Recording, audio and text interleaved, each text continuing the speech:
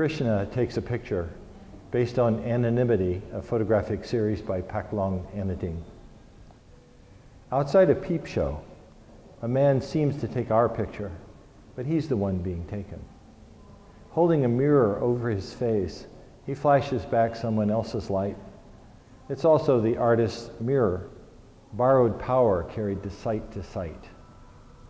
So who peeps and who shows? Who stands witness? Who strikes the blow?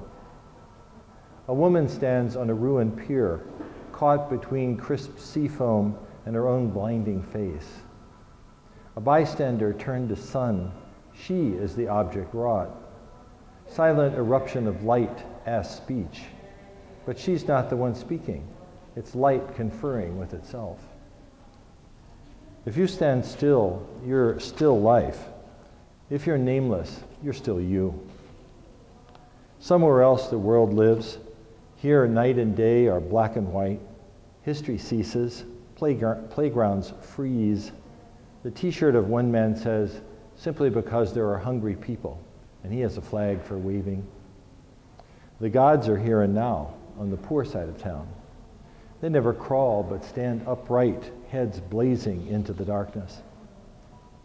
In ancient China, the dead were buried with their hand mirrors of polished bronze, the darker to see themselves and admire.